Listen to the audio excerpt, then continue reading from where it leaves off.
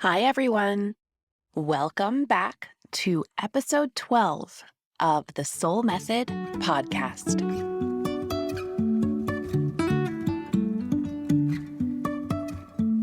Life is a winding road, no telling where it goes. Driving through days and nights, won't stop for traffic. Hi, everyone, and welcome back. My name is Joelle Fawcett, and I am your host and the founder of the Soul Method, where our mission is to be your guide to heal from the past, be at peace in the present, and create a future you love. And welcome to episode 12, titled The Syndrome of We. And as most of you know, I took last week off. I needed a little bit of a break. And I am so excited to be back now and talking about this topic.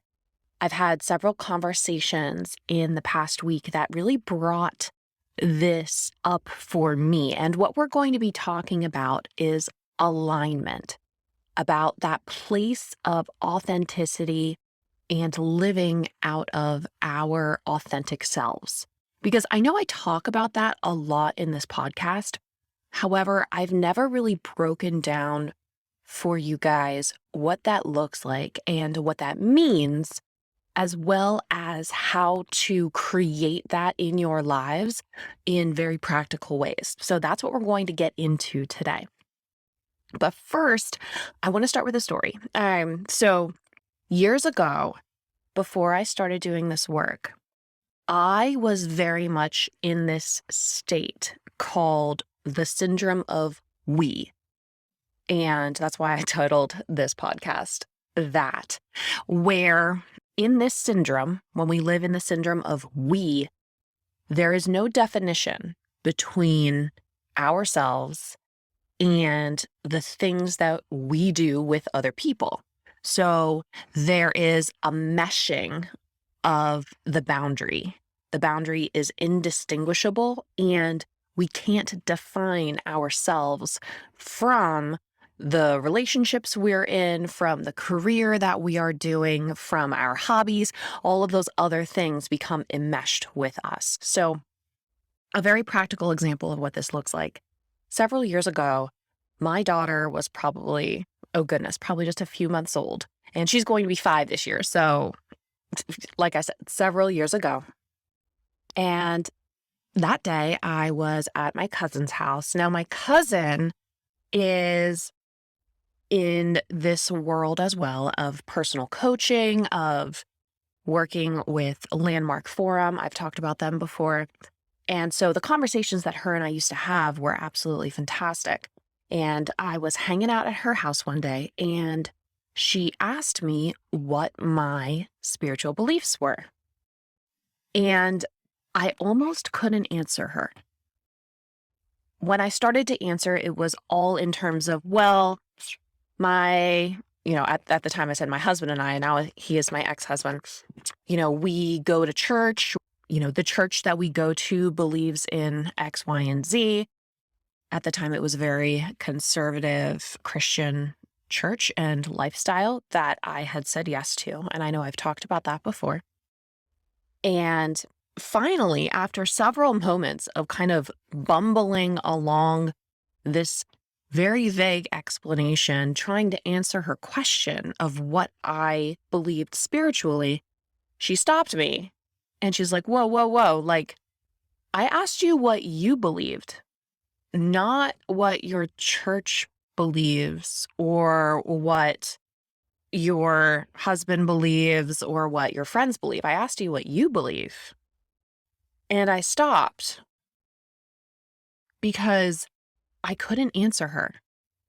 I had no idea. And since then, I've learned very clearly that until you are in your aligned self, until you are living out of your authenticity, you will never be able to speak from a place of power. You will always be confused and uncertain on how to answer these very seemingly easy questions about yourself. And I look at the world today, and so many people are very afraid to answer questions about themselves like this, all those hot topics that we never talk about, even though we should talk about them all the time. I've mentioned this before again, those things like money or politics or sexuality, all these things that are the most important things in our lives are somehow the things that are socially unacceptable to talk about. And I really think that this is why.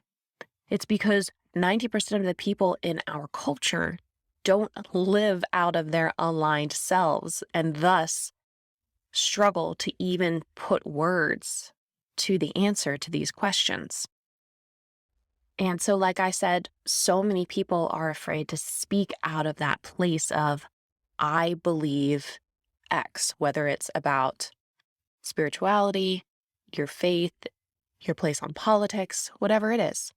There's a wonderful quote from Dr. Martin Luther King Jr., and we are actually going to come back to him in this podcast in a little bit, but I want to share this quote now. And one thing that he said was, quote, "Most people fear nothing more terribly than to take a position which stands out sharply and clearly from the prevailing opinion. The tendency of most of us is to adopt a view that is so ambiguous that it will include everything and so popular that it will include everyone." Now, is this true? Absolutely. So often we live in states of codependency where we are afraid to say something that stands out sharply from the prevailing opinion because we are afraid of what other people are going to say about us. And I've shared in a past podcast episode how I experienced that on social media before, and that is very real. However, the more I thought about this, what I'm realizing is that I don't think that this even comes out of a codependent fear of other people's reactions if you are honest about your beliefs. I'm realizing that underneath of that fear, more often than not, this is coming out of a place of being afraid of stating the wrong thing because we don't even know what is true for us from the start. And that's what I want to talk about today. Beyond the codependency of being afraid of other people's reactions, should we say what is true for us? So often, I think we don't actually know what is true to say from the beginning. And that, my friends, we must figure out if we are going to live lives that are authentic and whole and full of that joy. Now, recently I was visiting with a friend, and this happened last week, and this is another reason why I wanted to talk about this on this episode. And she is going through a season in her life where she's reassessing a lot. She's looking at a lot of things that she has done over the years, reassessing her place in her life. And she was constantly talking about her life in terms of we, the same thing that I did many years ago with my cousin. She was talking about we with her relationships, we with her career, we with her community. And finally, I did interrupt her and say, you do know that you aren't your relationships, right? But here's the thing. Until that moment, I don't think she actually did. You are not your job, your relationships, your hobbies, your children, etc., etc. All of those things you bring to you. These are things that you show up to, but they are not you. And unfortunately, we live in a culture today where we are taught to identify as the thing. And honestly, even more so now that there's been so much focus in the past 10 years on what you identify as. And that pressure has mounted incredibly from the days where there was only one question you were asked as a kid, which was, what do you want to be when you grow up? Right? Now we ask kids not only what do you want to be, what gender are you? What do you identify as? All of these questions, right? Now, here's the problem. Not only are we asking children completely the wrong questions, we are going about the whole identity issue backwards. And yes, I'm talking about the big questions that are very hot right now. The questions of identity, of race, of all of those things. Whatever you identify as, what you do for a living, who you become in your life, the things you accomplish, should be the resulting manifestation of your authentic self. This is the product that everybody sees at the end. However, it should start within our authenticity, not with identifying the thing. So let's get into this. What I'm seeing as the problem is that so often we are asking ourselves or those around us to choose the end product first and then work backwards into our alignment. I believe this is really why we so often go through things like identity crisis or rebellion in our lifetimes. We choose one thing, whether it's a religion, a gender, a career, and then halfway down the road, we realize that, oh, damn, I picked the wrong thing. And then we go about trying to pick the quote unquote right thing afterwards. I mean, assuming that you listened to episode 1 of this podcast, you know that I absolutely am example A of this, right? But here's the rub. At the end of the day, what's the common denominator in all of the things? Who is the common denominator in all the relationships, all the religions, all the careers, and all the sexual orientations? We really need to look at this, folks, because we are going in the wrong direction. We cannot live fully expressed lives if we are going to go from the outside in. If we use the things to define ourselves or to define our alignment, we must go from the inside out and allow the things to be the manifestation of our alignment. Now, I know in past episodes, I've talked a lot about that voice in our heads, our ego. My ego is named Sushi. Whatever you've named your ego or that little voice in your head at this point, I've talked about how, first off, that voice is not you. And second, about how the role of that voice in our head is to keep you safe. Now, if you did not listen to episode 3, which is titled A Tiny Mad Idea, I definitely recommend that you go and listen to that at this point because it gives a lot of background to be able to understand what we're going to go to here in this episode. I'll recap a handful of things here really quickly.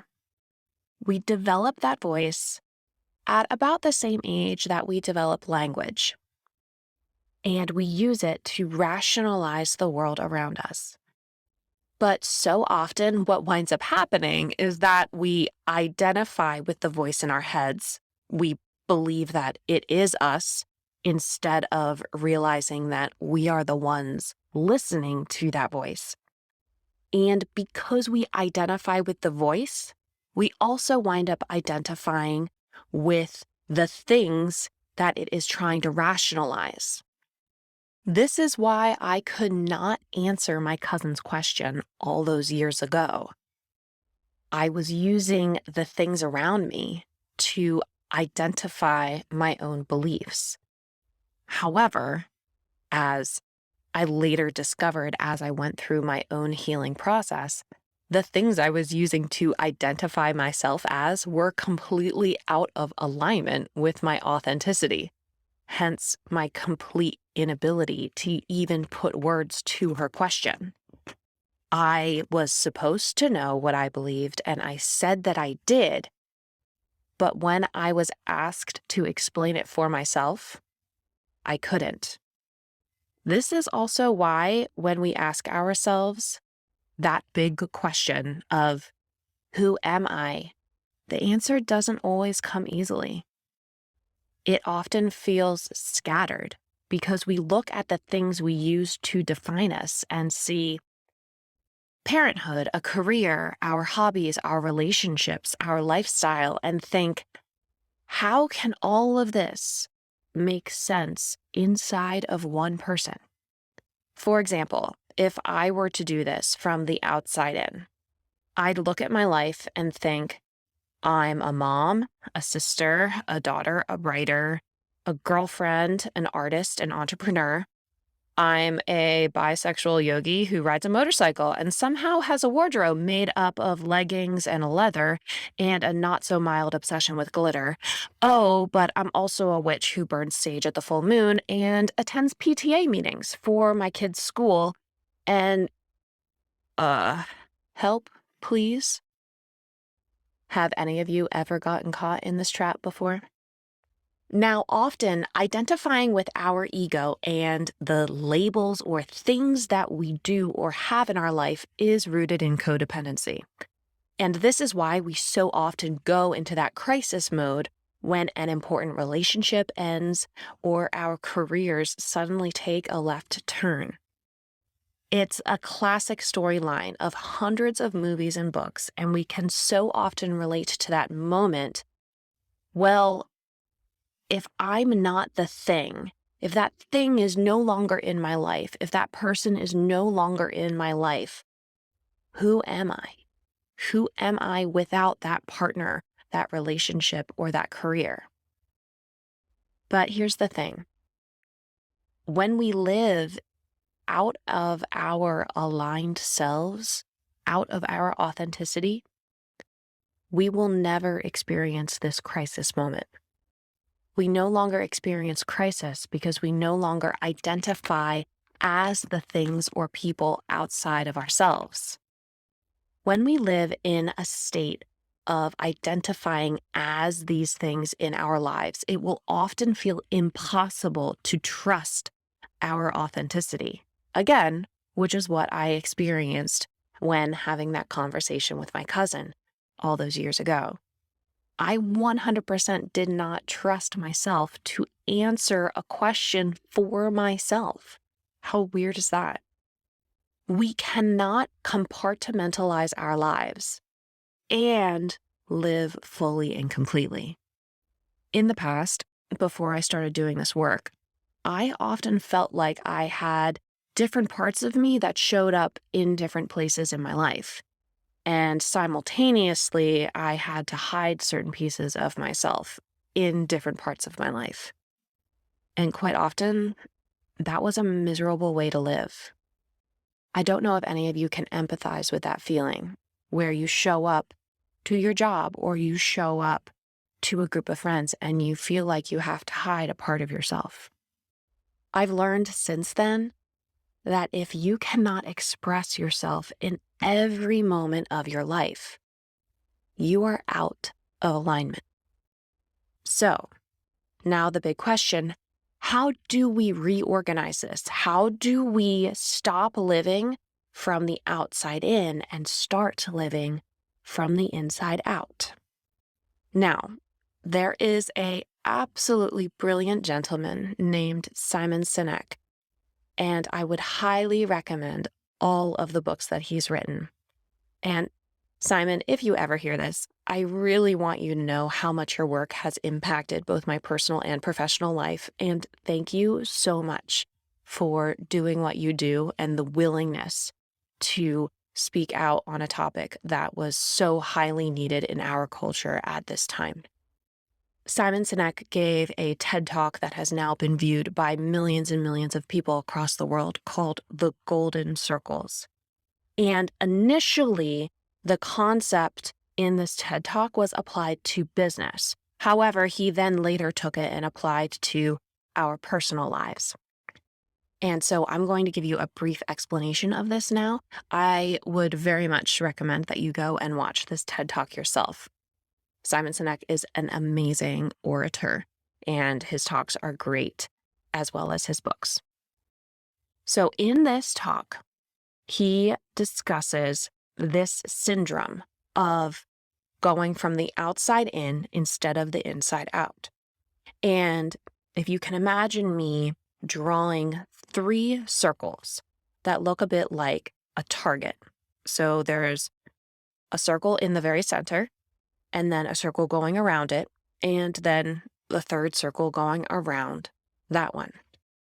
And in this talk, he discussed how most businesses and companies define themselves by their product, their what, instead of defining themselves by their why. And he labels these 3 circles, going from the inside out, being why in the center, to how being in the middle, to what being on the outside.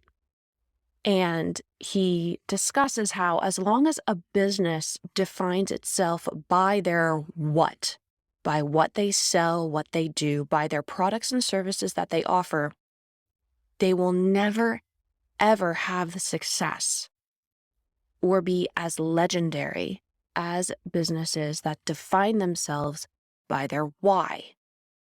And the why has nothing to do with the products and services that you offer as a business. In the business world, if you're going to do this properly, the products and services that you offer are simply a manifestation or the result of you as a company living out your why. Now, most often, we don't realize this when we look at companies today, or people for that matter. We don't realize that this is what's happening, but so often, this way of living from either the inside out or the outside in, is the make it or break it factor in whether or not a person or company becomes legendary, mesmerizing, or incredibly successful. This is the X factor. Until doing more of this research, I really couldn't pinpoint why and explain what the difference is between companies that do this or don't, or people who live this way or don't live this way. But now, after doing this work and a lot of research, this is the difference. So I'm going to give you several examples on this. We're going to start with a business example because it's a way that everybody can understand this on an example that is very not personal. And then we're going to talk about a historical figure, and then we'll take it to the personal, okay? Now, the first example I'm going to give is one that Simon Sinek talks about in his TED Talk, which is the example of Apple and Google. Now, technically, these are both computer companies, right? They both make computers, whether they're Macintosh or Windows. These 2 companies make computers. However, we 100% do not treat them the same way in society because they orient themselves completely differently. Google is a company that historically has worked from the outside in. It has defined itself by the products and services that it makes, and then gone back inward to the why of the company, the vision for the company.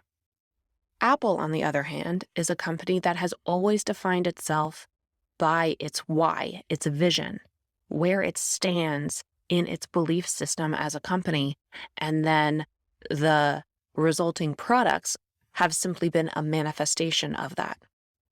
Think about this. Have you ever wondered why Apple products never go on sale? And yet people buy them all the time? Like they stand out in line to buy Apple products in the rain in February in the Northeast, right? Why is that?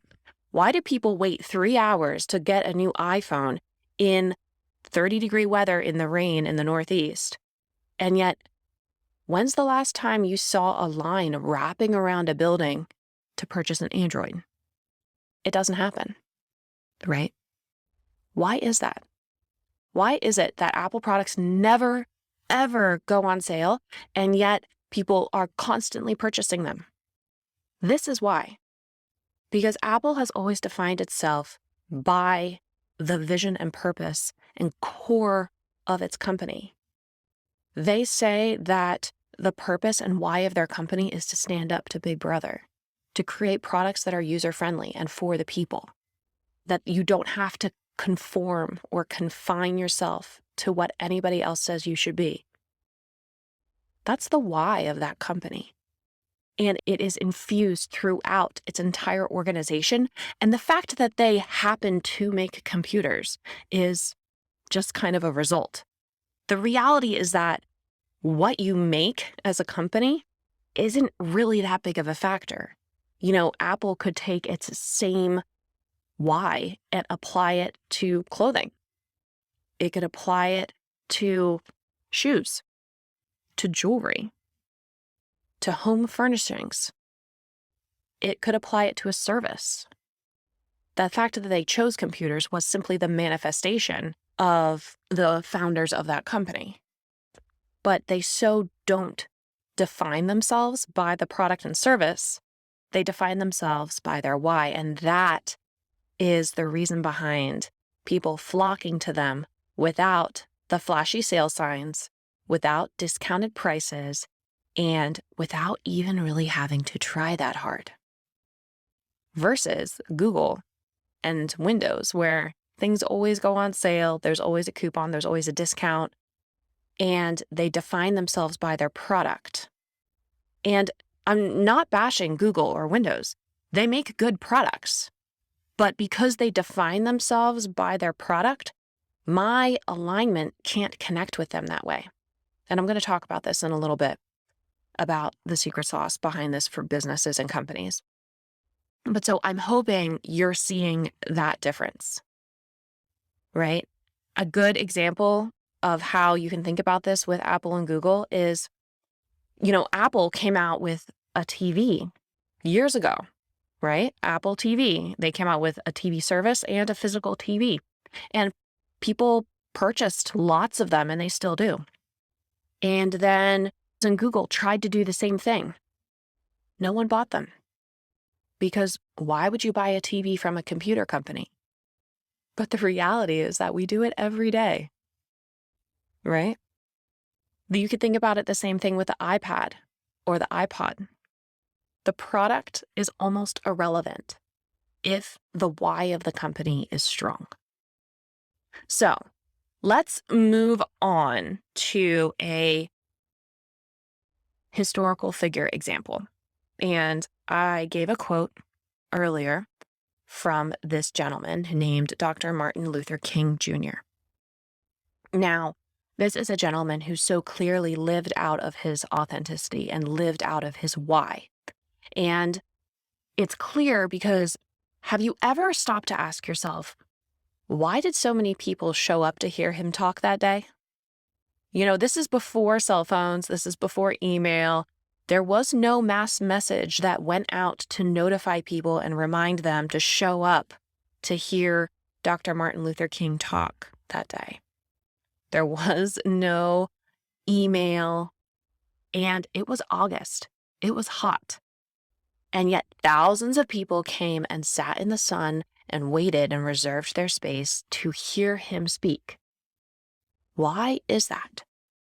It's because Dr. Martin Luther King Jr. was so absolutely clear about his why, about his belief. And that's what he stood on, and that's what he talked about. And every single thing he did was a manifestation of that belief system.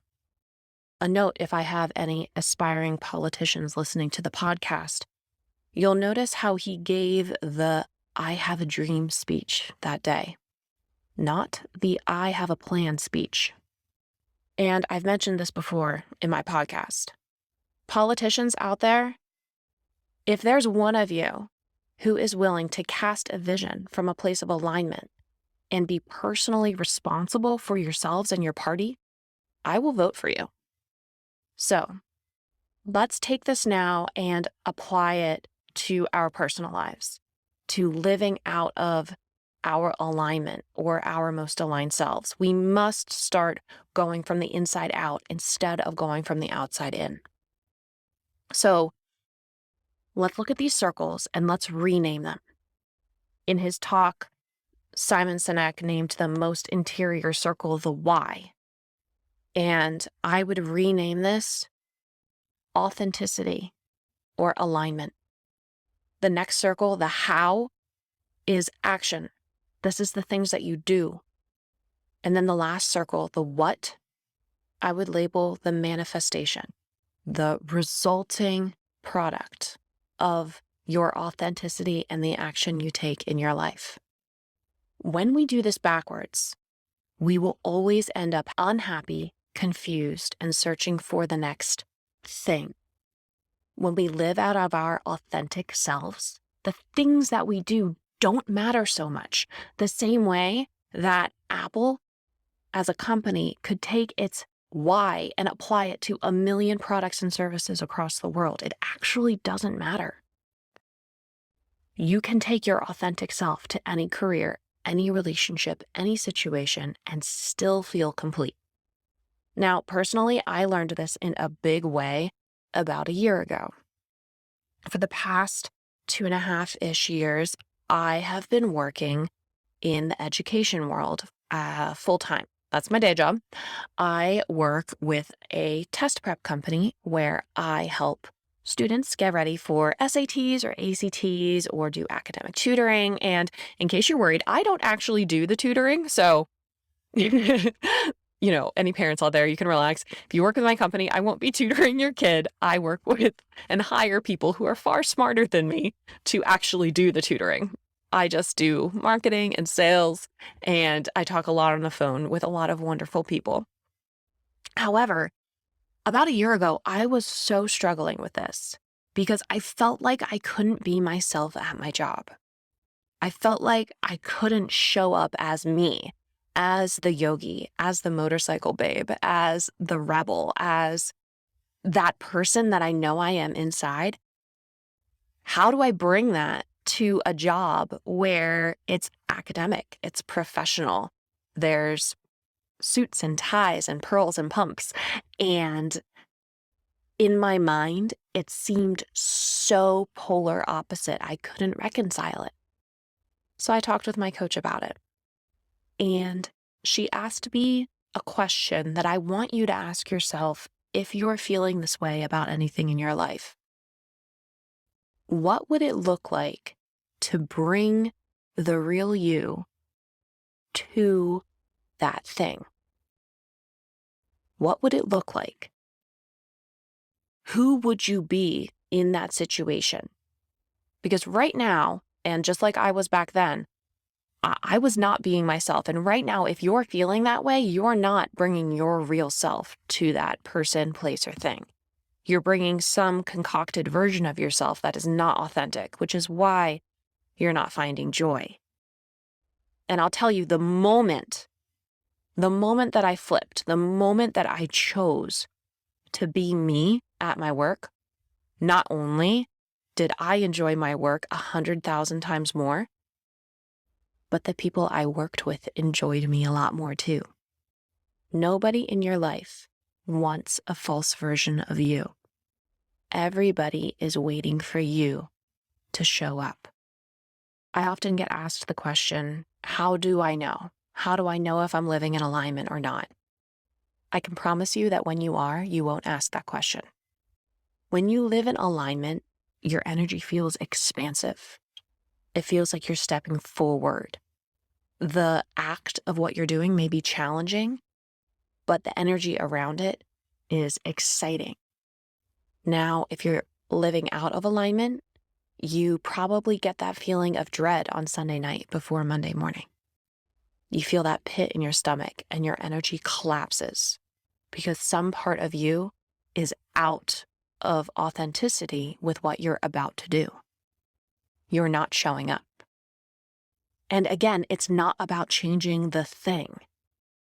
It's about what you're bringing to it. Now, biologically, this is very interesting to me. And Simon Sinek talks about this in several of his books as well. Biologically, we are social creatures, and I've talked about that before. We're tribal animals, and we are designed to bind together in tribes for protection and for community. That's how we are designed as Homo sapiens, right? And a part of doing this, a part of finding our tribe, is to use the things in our lives to represent our aligned selves. So by nature, we choose things, we choose partners, we choose relationships, we choose friends, we choose careers or hobbies as an expression of who we are on the inside. So I'm waiting for companies to figure this out because it will revolutionize business completely.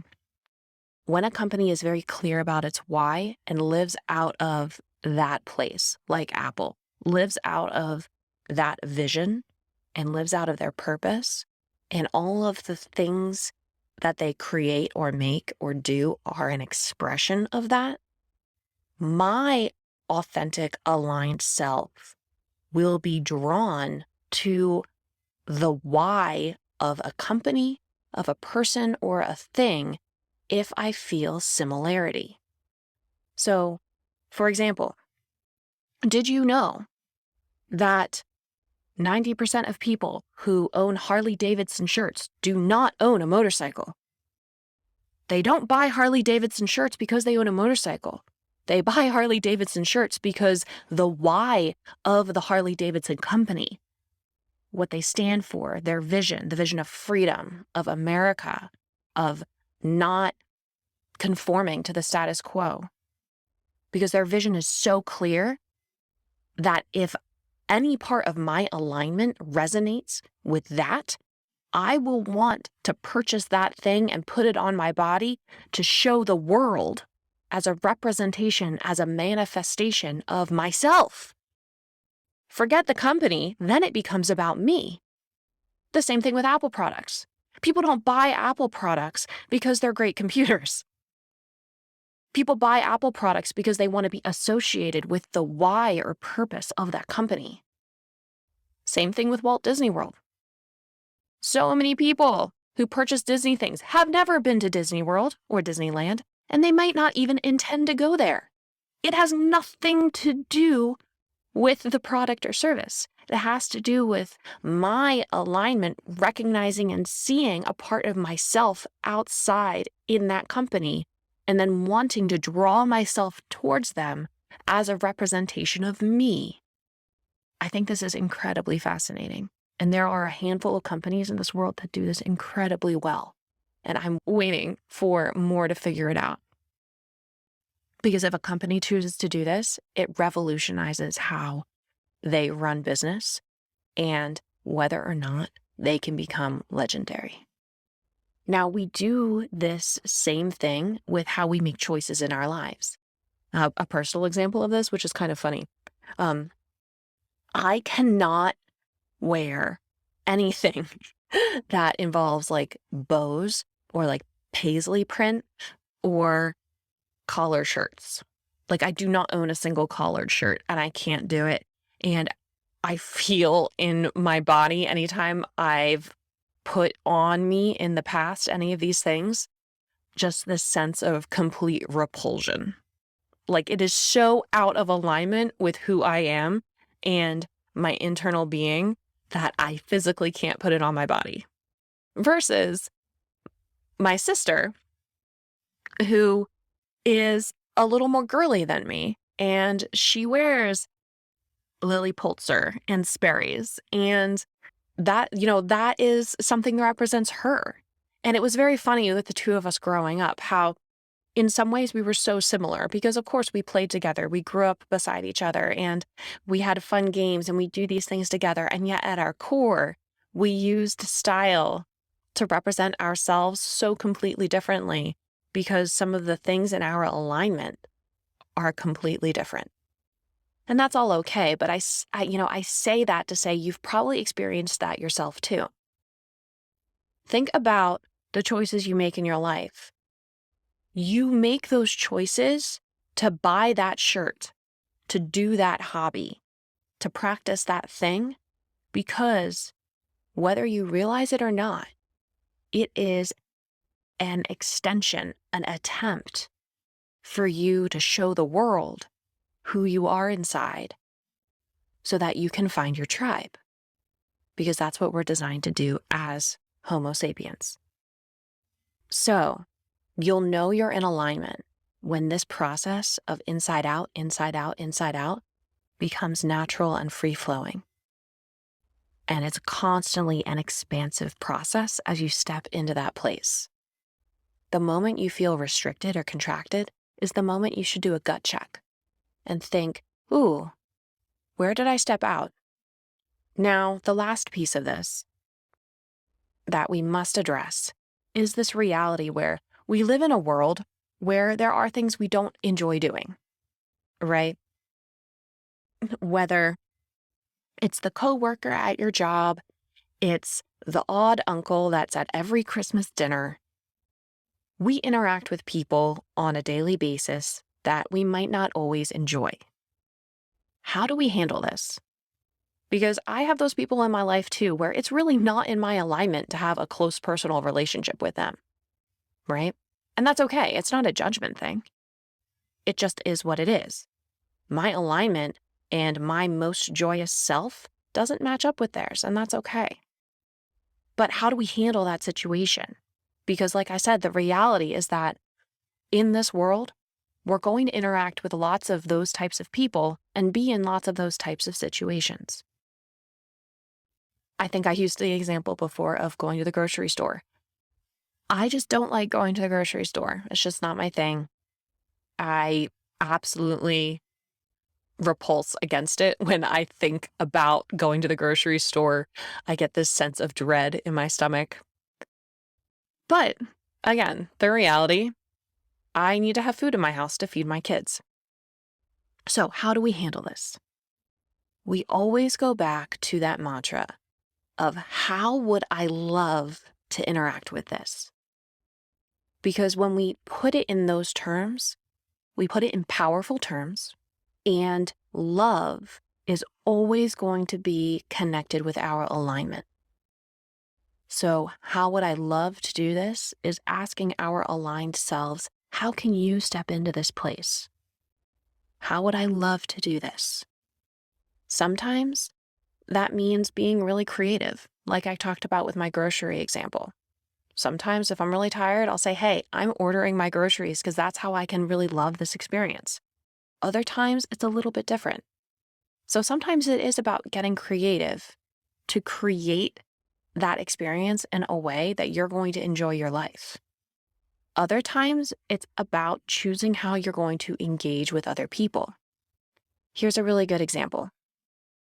A little while ago, I was working with somebody who, quite honestly, I really just didn't enjoy working with them. They were very committed to taking me personally and being offended by me all the time. And I didn't enjoy that experience, as I'm sure if you've had people in your life who are like that, you didn't enjoy that either. And despite my attempts to have a conversation with this person about that and to reconcile and to create a really great relationship with them, they simply weren't interested in being responsible for themselves. So when it came time to engaging with them, I really needed to ask myself, how can I love engaging with this person? Because it has to happen. They're at my work. How do I love it? Sometimes for me, that meant conversing with them in an email instead of being on the phone. One time before a meeting with this person where I was asking myself this question, how can I love interacting with this person in this meeting? And suddenly I realized 15 minutes. And the meeting was scheduled for an hour. And I went to the people involved in this meeting and I said, hey, you know what? I am so committed to enjoying every relationship in my life and not creating any resentment with anybody, because my relationships with everybody mean so much to me. And in order for me to do that, I can be at this meeting for 15 minutes. And you know what happened? I was at that meeting for 15 minutes and I enjoyed every moment of it. And then I left and everything was fine. Now, some of you may be sitting there thinking, but you can't do that. Actually, you can, because it's your life and you get to say how it all goes. When you say how every relationship goes, you get to say how you would love interacting with each person in your life. And that, my friends, is how you live a life of joy. Now, you can't do this if you're going to do it out of manipulation or not being responsible for yourselves. Then it's going to turn sour and toxic. Don't do that. But if you're doing this out of a place of genuine alignment and authenticity, because you truly value everybody in your life and you want to show up as your biggest, boldest, most brilliant self, that is where you create relationships from a place of power and peace. So, we covered a lot in this podcast, and I would really love to hear from you. Do you feel like you're living out of your alignment? Do you feel like you need support with that? Do you feel completely lost and feeling like you have no idea where your alignment is? As always, I am here for you, and I would love to support you with any of that. You can hit me up on the Soul Method Facebook page, which is at the Soul Method Yoga, or go ahead and shoot me an email, which my email is joelle@thesoulmethod.com. And I would really love to get in touch with you. Thank you so much for listening, and I'll see you all next week. Until next time.